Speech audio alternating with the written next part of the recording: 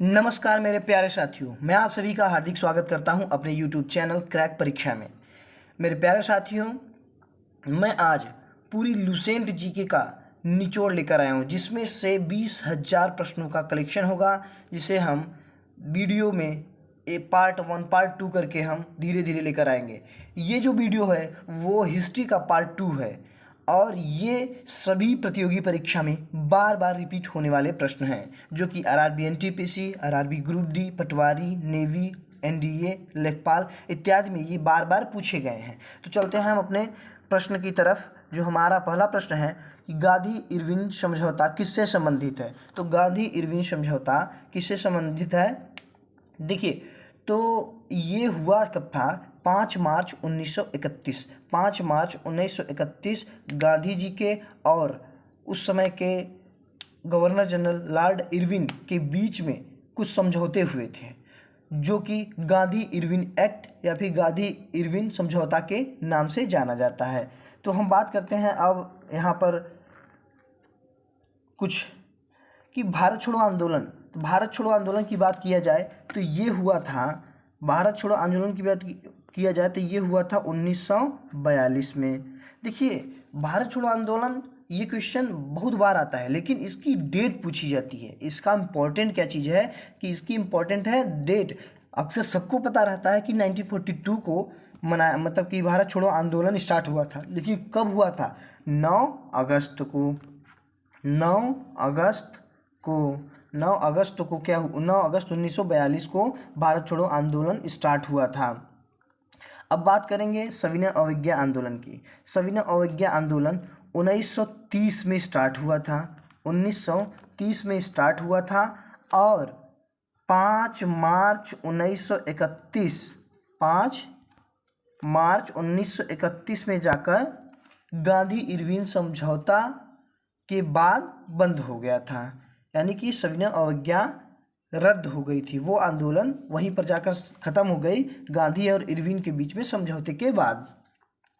तो और इसमें देखेंगे तो हमारा जो करेक्ट आंसर हो जाएगा कि गांधी इरविन समझौता किससे संबंधित है। तो गांधी इरविन समझौता सविनय अवज्ञा आंदोलन से संबंधित है, क्योंकि ये जो सविनय अवज्ञा आंदोलन है वो गांधी और इरविन के बीच के समझौते के बाद ये समाप्त हो गया था।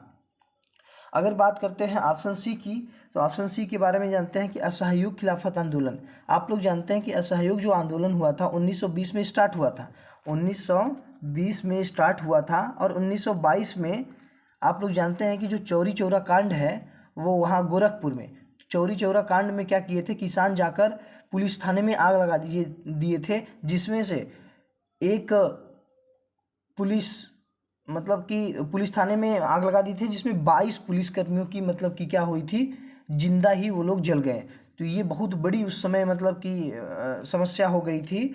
और जाकर फिर 1922 में चौरी चौरा के कांड के बाद ही वो समाप्त हो गई। कौन? असहयोग खिलाफत आंदोलन। और रॉलेट एक्ट की बात करें तो रॉलेट आंदोलन तो जानते हैं, ये काला कानून के नाम से जाना जाता है, जो कि जलियांवाला बाग का पूरा जिम्मेदार यही था, रॉलेट आंदोलन। तो अब हम बात करते हैं कि हमारा गांधी इरविन समझौता, अर्थात हमारा जो करेक्ट आंसर जो हो जाएगा गांधी इरविन समझौता, वो सविनय अवज्ञा आंदोलन हो जाएगा। अब हम चलते हैं अगले क्वेश्चन की तरफ। 27 दिसंबर 1911 में पहली बार जनगण मन कहाँ पर कही गई थी, कहाँ पर गाई गई थी? देखिए, हम आपको ये बता दें कि 27 दिसंबर 1911 में पहली बार जनगण मन गाया गया था। तो ये गाया गया था, कहाँ गाया गया था? कोलकाता में गाया गया था। कोलकाता में गाया गया था भारतीय राष्ट्रीय कांग्रेस के कोलकाता अधिवेशन में। भारतीय राष्ट्रीय कांग्रेस के कोलकाता अधिवेशन में गाया गया था। और ये डेट थी 27 दिसंबर 1911 में पहली बार गाया गया था। ये पहली बार। अगर बात करते हैं कि ये जो जनगण मनगढ़ है ये हमारा क्या है, राष्ट्रगान के रूप में। तो राष्ट्रगान के रूप में इसे कब घोषित किया गया, कब अपनाया गया? तो 24 मार्च क्या 24 मार्च 1950 को जो हमारे प्रथम प्रेसिडेंट हैं डॉक्टर राजेंद्र प्रसाद ने आधिकारिक रूप से जनगण मन को राष्ट्रगान के रूप में घोषित किया। 24 मार्च 1950 को राष्ट्रगान के रूप में घोषित किया। तो और उसके बाद बात करेंगे कि 27 दिसंबर 1911 में पहली बार जनगण मनगण गाई गई। तो जनगण मनगण कहाँ गाई गई? वो कोलकाता अधिवेशन में गाई गई पहली बार। तो हमारा जो करेक्ट आंसर हो जाएगा वो हो जाएगा कोलकाता अधिवेशन में। तो राष्ट्रगान, अब बात करते हैं कि जो राष्ट्रगान है, राष्ट्रगान किसने लिखा था? रविंद्रनाथ टैगोर ने लिखा था। किसने? रविंद्रनाथ टैगोर ने लिखा था। और आपको एक और बात बता दें कि जो राष्ट्रीय गीत है वंदे मातरम, इसको भी 24 जनवरी 1950 को राष्ट्रपति डॉक्टर राजेंद्र प्रसाद ने ही उसी दिन 24 जनवरी 1950 को ये राष्ट्रगीत के रूप में घोषित किया था। और राष्ट्रीय गीत को किसने लिखा था? बंकिम चंद्र चट्टोपाध्याय। अब हम चलते हैं अगले क्वेश्चन की तरफ। हमारा जो अगला क्वेश्चन है, भारत के राष्ट्रीय ध्वज का डिजाइन किसने तैयार किया था? भारत के राष्ट्रीय ध्वज का डिजाइन किसने तैयार किया था? तो हमारा जो आंसर हो जाएगा वो हो जाएगा, बहुत प्यारा सा आंसर है, मैडम भीकाजी कामा, मैडम भीकाजी रुस्तमा कामा या फिर मैडम भीकाजी कामा। हम बात करेंगे इसके पहले कि मैडम भीकाजी कामा ही वो महिला है जिन्हें भारतीय क्रांति की जननी या फिर mother of the Indian revolution कहा जाता है। तो जो हमारा करेक्ट आंसर हो जाएगा वो मैडम भीकाजी कामा, जो कि हमारे राष्ट्रीय ध्वज का डिजाइन तैयार किया था। अगर बात करते हैं सरोजिनी नायडू को, तो इसमें आप लोग एक बात याद रखिएगा कि सरोजिनी नायडू को क्या कहा जाता है? नाइटिंगेल ऑफ इंडिया, यानी भारत की बुलबुल कहा जाता है। और ये भारत की मतलब भारतीय राष्ट्रीय कांग्रेस की पहली भारतीय महिला अध्यक्ष थी, और बात की जाए एनी बेसेंट को, तो एनी बेसेंट भारतीय राष्ट्रीय कांग्रेस की पहली महिला अध्यक्ष थी। लेकिन सरोजिनी नायडू की बात की जाए तो पहली भारतीय महिला जो कि भारतीय राष्ट्रीय कांग्रेस की अध्यक्ष थी। देखिए दोनों में बड़ा कन्फ्यूजन है। एनी बेसेंट जो थी वो लंदन से जन्मी हुई थी, वो भारत की नहीं थी, लेकिन ये भी क्या थी? भारतीय राष्ट्रीय कांग्रेस की अध्यक्ष थी, वो जो सरोजिनी नायडू से भी पहले थी। लेकिन इसमें अगर कहा जाए कि पहली महिला बताइए जो कि भारतीय राष्ट्रीय कांग्रेस की अध्यक्ष रही, तो एनी बेसेंट। अगर बात किया जाए कि पहली भारतीय महिला जो कि भारतीय राष्ट्रीय कांग्रेस की अध्यक्ष रही, वो है सरोजिनी नायडू। अब हम चलते हैं अगले क्वेश्चन की तरफ चलते हैं कि देश बंधु की उपाधि किससे संबंधित है? देश बंधु की उपाधि किससे संबंधित है? तो देखिए देश बंधु के रूप में कौन जाना जाता है? देश बंधु के नाम से किसे जाना जाता है? तो हम लोग जानते हैं कि देखिए एक होती है दीन बंधु और एक होता है देश बंधु। तो देश बंधु तो सब जानते हैं कि भैया हमारे देश बंधु जो हैं वो CR दास हैं, वो चित्तरंजन दास हैं, इन्हीं को कहा जाता है देश बंधु। किसने कहा जाता है? चित्तरंजन दास को। लेकिन बात करते हैं दीनबंधु की, तो दीनबंधु देखिए क्या है कि जो CF एंड्रयूस है, कौन? CF एंड्रयूस, जो CF एंड्रयूस हैं, ये इन्हीं को कहा जाता है दीनबंधु के नाम से। किसे? दीनबंधु के नाम से। क्यों कहा जाता? क्योंकि ये अफ्रीका से ही महात्मा गांधी जी के साथ थे। कब थे? महात्मा गांधी जी के साथ अफ्रीका से ही ये मतलब कि पूरे संघर्ष में मतलब उनके साथी थे, इसीलिए इनको कहा जाता है दीनबंधु। तो CF एंड्रयूस को दीनबंधु के नाम से और चित्तरंजन दास या फिर CR दास को देशबंधु की उपाधि दी गई है। अब अगर बात करते हैं अगर बात करते हैं कि भीमराव अंबेडकर का, तो देखिए अक्सर जो क्वेश्चंस आता है एग्जाम में, जो क्वेश्चंस आता है भीमराव अंबेडकर को, तो ये आता है कि जो हमारे संविधान सभा का जो प्रारूप समिति के अध्यक्ष थे वो भीमराव अंबेडकर थे। संविधान सभा के प्रारूप समिति के जो अध्यक्ष थे वो भीमराव अंबेडकर थे। अगर बात की जाए रविन्द्रनाथ टैगोर की, तो जो रविन्द्रनाथ टैगोर से जो क्वेश्चन आता है वो अक्सर यही आप लोग याद रखिए कि ये प्रथम भारतीय साहित्य का पहला जो नोबेल है, प्रथम भारतीय साहित्य का जो प्रथम नोबेल है, यानी कि ये प्रथम ऐसे भारतीय हैं जिन्होंने साहित्य में नोबेल प्राप्त किया था। और वो किस पे? गीतांजलि के लिए इनको 1913 में, किसमें? 1913 में गीतांजलि के लिए इनको नोबेल मिला था। तो ये ऐसे प्रथम भारतीय हो जाते हैं जिन्हें साहित्य में पहला नोबेल मिला।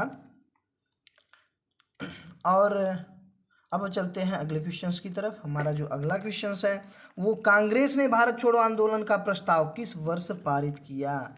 देखिए भारत छोड़ो आंदोलन, ये सब लोग जानते हैं कि हमारा जो आंसर हो जाएगा, करेक्ट आंसर जो हो जाएगा वो हो जाएगा 1942, यानी कि 1942 में कांग्रेस ने भारत छोड़ो आंदोलन का प्रस्ताव पारित किया। और वो भी कब? देखिए डेट बहुत ही इम्पोर्टेंट होता है, यानी कि अब पूछा जाने लगा है कि कौन से दिन या कौन से मंथ में। तो वर्ष तो इम्पोर्टेंट है ही, लेकिन उसके साथ साथ क्या है, उसका डेट भी इम्पोर्टेंट है। तो हमारा जो आंसर हो जाएगा 9 अगस्त 1942 को कांग्रेस ने भारत छोड़ो आंदोलन का प्रस्ताव पारित किया। हमारा करेक्ट आंसर हो जाएगा डी, 1942 9 अगस्त। अब हम चलते हैं अगले क्वेश्चन की तरफ। सुभाष चंद्र बोस ने सिंगापुर में दिल्ली चलो का नारा दिया। सुभाष चंद्र बोस ने सिंगापुर में दिल्ली चलो का नारा दिया। तो ये कब दिया? हम आपको बता दें कि सुभाष चंद्र बोस ने ऑल इंडिया फॉरवर्ड ब्लॉक की स्थापना की थी 1939 में। 1939 में ऑल इंडिया फॉरवर्ड ब्लॉक की स्थापना किया था सुभाष चंद्र बोस ने। और इसे 1942 अर्थात 3 साल के बाद इसे अवैध संगठन घोषित कर दिया गया। हम आपको ये बात बता दें कि जब 1943 में जब सुभाष चंद्र बोस सिंगापुर में गए थे, और सिंगापुर में टाउन हॉल के जो सामने है सुप्रीम कमांडर के रूप में, किसके? सुप्रीम कमांडर के रूप में सेना को संबोधित करते हुए कहा था कि दिल्ली चलो का नारा दिया था कौन? सुभाष चंद्र बोस ने सिंगापुर के टाउन हॉल के सामने सुप्रीम कमांडर के रूप में कहा था। सुप्रीम कमांडर के रूप में अपनी सेना को संबोधित, क्योंकि उस समय क्या किए थे, ये पूरी जो जापान की सीमा थी, जापान की सेना के साथ लेकर ये अपने भारत में जो ब्रिटिश सेना थी उसका बहुत मोर्चा लिया था। वो भी ये कहाँ पर, मतलब ये विरुद्ध किए थे या फिर लड़ाई लड़े थे, तो ये बर्मा के साथ साथ जो इम्फाल का इलाका है, कोहिमा का इलाका है, उसमें ये जमकर मोर्चा लिए थे और इन्हें जीत भी हासिल हुई थी। तो हमारा जो करेक्ट आंसर हो जाएगा कि सुभाष चंद्र बोस ने सिंगापुर में दिल्ली चलो का नारा कब दिया? ये 1943 में। हमारा जो करेक्ट आंसर हो जाएगा बी ऑप्शन। अब हम चलते हैं अगले क्वेश्चंस की तरफ। अगले हमारा जो क्वेश्चन है कि वर्ष 1919 में, यानी कि वर्ष 1919 में जलियांवाला बाग हत्याकांड कहाँ पर हुआ? देखिए 1919 में जो जलियांवाला बाग हत्याकांड है वो दिल को एकदम क्रों देने वाला है, क्योंकि ये जो हत्याकांड है वो मतलब इतनी हैवानियत आपको कहीं देखने को नहीं मिला होगा। ये जो है हमारा जो अमृतसर में ये जलियांवाला बाग हत्याकांड हुआ था। उस समय जो जनरल ओडायर ने जलियांवाले बाग में लोगों के इकट्ठा होने के कारण वो खुलेआम गोलियां चलवा दी थी, खुलेआम गोलियां चलवा दी थी। आपको ये भी बात बताते कि जनरल ओ डायर जब ब्रिटेन चला गया था तो यहाँ पर एक उधम सिंह नाम के भारतीय क्रांतिकारी थे जिन्होंने 20 साल या 21 साल के बाद लंदन जाकर जनरल ओ डायर को गोली मार के जलियांवाला बाग हत्याकांड की बदला लिया था। तो ये 1919 में जलियांवाला बाग हत्याकांड किस डेट को हुई थी, ये बहुत ही इंपॉर्टेंट है। तो 13 अप्रैल 1919 को जलियांवाले बाग में जनरल ओ डायर ने हत्याकांड करवाया था। तो हमारा करेक्ट आंसर हो जाएगा अमृतसर। अब हम चलते हैं अगले क्वेश्चन की तरफ। हमारा जो अगला क्वेश्चन है, नमक सत्याग्रह कब प्रारंभ हुआ। देखिए, नमक सत्याग्रह कब प्रारंभ हुआ। नमक सत्याग्रह अलग अलग नामों से जाना जाता है। नमक सत्याग्रह को ही कहा जाता है दांडी मार्च, दांडी मार्च के नाम से जाना जाता है, या फिर इसे दांडी सत्याग्रह के नाम से भी जाना जाता है। अब हम लोग बात करेंगे कि देखिए गांधी जी ने क्या किया था। गांधी जी ने अब मतलब कि अहमदाबाद में क्या है कि साबरमती आश्रम है, तो साबरमती आश्रम से लेकर हम दांडी तक, अब हम आपको दिखा दें, हम आपको अगर मैप की सहायता से दिखा दें, तो मैप की सहायता से नहीं, थोड़ा सा दिक्कत हो गई। तो ये अहमदाबाद साबरमती आश्रम से दांडी तक लगभग 385 किलोमीटर की यात्रा, लगभग 385 किलोमीटर की यात्रा करके ये 78 लोगों का समूह, समझ लीजिए 385 किलोमीटर यात्रा किए थे अहमदाबाद साबरमती आश्रम से लेकर दांडी तक। कब शुरू किए थे, ये शुरू किए थे कि 12 मार्च 1930 को शुरू किए थे, और जाकर 6 अप्रैल 1930 को दांडी में ये पहुंच गए और खुद से नमक बनाकर नमक कानून को तोड़ा इन्होंने, और जो कि नमक सत्याग्रह के नाम से जाना जाता है। और इसमें देखिए मेन पूछा क्या जाता है, इसमें क्वेश्चंस पूछे जाते हैं कि नमक सत्याग्रह शुरू कहाँ से हुआ था, तो साबरमती आश्रम से शुरू हुआ था। कहाँ पर ख़त्म हुआ था या फिर कहाँ पर नमक कानून तोड़ा गया था, तो दांडी नामक स्थान पे। कितनी दूरी तय की गई थी, 385 किलोमीटर दूरी तय की गई थी। और ये 12 मार्च 1930 को शुरू हुई थी और 6 अप्रैल को नमक कानून तोड़ा गया था। और कितने लोगों का समूह था, 78 लोगों का समूह था। कितना, 78 लोग का समूह था। 78 लोगों को लेकर गांधी जी नमक कानून को तोड़ने के लिए साबरमती आश्रम से दांडी तक यात्रा किए, जो कि नमक सत्याग्रह या फिर दांडी मार्च या फिर दांडी सत्याग्रह के नाम से जाना जाता है। हमारा जो करेक्ट आंसर हो जाएगा 1930 में। अब हम चलते हैं अगले क्वेश्चन की तरफ। देख लीजिए जलियांवाला बाग का एकदम परिदृश्य देख लीजिए, कितना खतरनाक दिख रहा है इसमें। यहाँ पर ये देखिए, ये ही कुआं है कि जिसमें लोग जान बचाने के लिए इसमें कूद पड़े, और ये देखिए वो मंदिर उस समय का जहाँ पर लोग इकट्ठा हुए थे मेले के रूप में। लेकिन यहाँ पर देखिए क्रूर जनरल डायर ने किस तरीके से एक लाइन से खड़ा होकर गोली बरसा दी। लोग मर गए, बच्चे बूढ़े आदमी औरत सब मर गए। ऐसी महान क्रूरता कभी देखने को नहीं मिलेगी। अब हम चलते हैं अगले क्वेश्चंस की तरफ। जो हमारा अगला क्वेश्चन है, भारत एवं पाकिस्तान का विभाजन किस योजना के तहत हुआ, तो ये बहुत ही इंपॉर्टेंट क्वेश्चन है। तो हमारा जो आंसर हो जाएगा माउंटबेटन योजना के तहत भारत एवं पाकिस्तान का विभाजन हुआ था। अब हम चलते हैं अगले क्वेश्चन की तरफ। तो हमारा जो अगला क्वेश्चन है कि महात्मा गांधी के राजनैतिक गुरु कौन थे।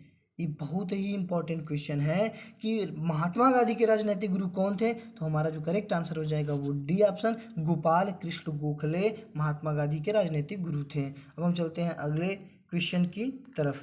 तो हमारा क्वेश्चन यहीं पर समाप्त होता है। देखिए ये बहुत ही इंपॉर्टेंट क्वेश्चन है जो कि बार बार परीक्षा में पूछी जाती है, और इनको आप लोग फोकस करिए, क्योंकि हम जो क्वेश्चंस लाते हैं वो चुनिंदा क्वेश्चंस को